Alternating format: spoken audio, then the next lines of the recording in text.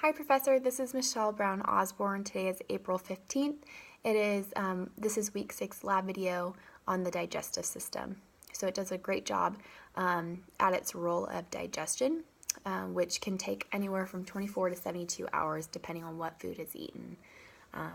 So the digestive system starts with the mouth and then it ends with the anus.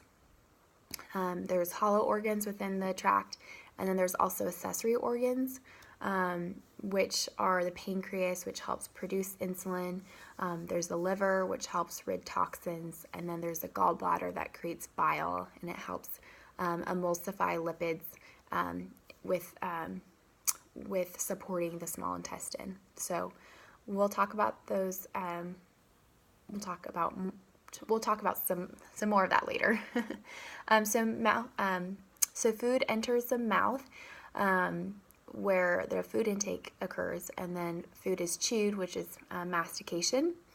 The teeth help break down the food into smaller particles, and then there's also salivary glands that help secrete saliva, and that helps clean the mouth and teeth. It helps moisten the lining of the mouth and the pharynx. And then we have the tongue, and its extrinsic muscles help with chewing and swallowing. So once food leaves the mouth down the pharynx, or known as our throat, it helps with eating and breathing. So for instance, if I'm eating a cheeseburger, I want to make sure that food doesn't go down the air passageways. So the pharynx blocks the trachea, and so then the food starts going down the esophagus. So the esophagus is connecting from the pharynx to the stomach. That's probably it's actually not the longest part, but it's 10 inches in length. It's that long little connecting tube. So it contains two sphincters. The lower esophageal sphincter, it relaxes and allows food to pass into the stomach. And so sometimes people have problems with that sphincter, and that's where the stomach acids will travel upwards, and where you get heartburn or GERD. So the stomach, it takes about 4 to 8 seconds from food to travel from the mouth to the stomach. This is a place for chemical digestion.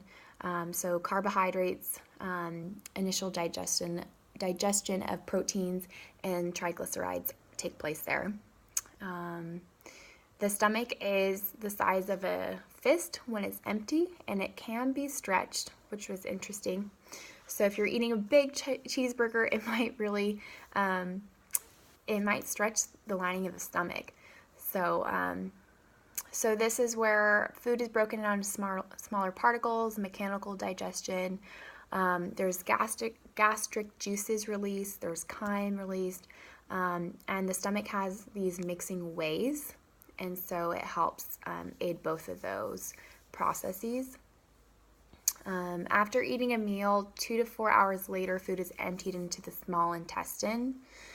So for instance, with the cheeseburger, it's there's cheese, there is protein, there's carbs, there's all sorts of particles, but it is a heavier, fattier food, so there's going to be higher triglycerides, so it will probably last longer.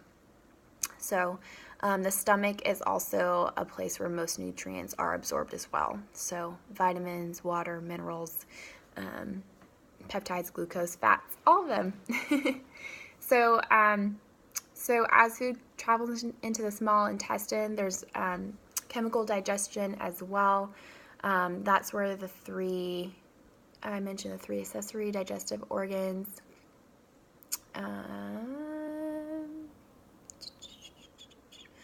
So we're talking about the small intestine. The pancreas produces pancreatic juice, which contains digestive enzymes, bicarbonate ions, and delivers it to the duodenum, which is also known as the small intestine. So this is a primary digestive organ.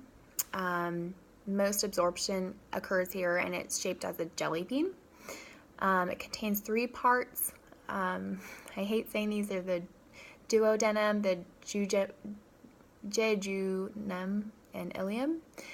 So there's circular folds here. There's cilia, There's further carbohydrate and protein breakdown here. And what's interesting is that carbs and proteins are broken down and they enter directly into the bloodstream. If there's a lipid breakdown, which there would be with the cheeseburger, they're absorbed by lacteals and then they're transported to the bloodstream via the lymphatic system. So there's definitely a difference. So mechanical and chemical digestion occur in the small intestine, and then the particles further travel to the large intestine, which is known as the large intestine because it's twice the diameter of the small intestine, but it's shorter. It contains the cecum, the colon, the rectum, and the anus. So this is where digestion, this is where it basically ends. Food residue travels up the ascending colon. It then goes down the abdomen and descending colon to the rectum, to the anal canal, and to the exterior of the body. There's no chemical digestion except bacteria here. There's mostly absorption of like ions and water and some minerals and vitamins. And so that is the full cycle of digestion. Thanks, Professor.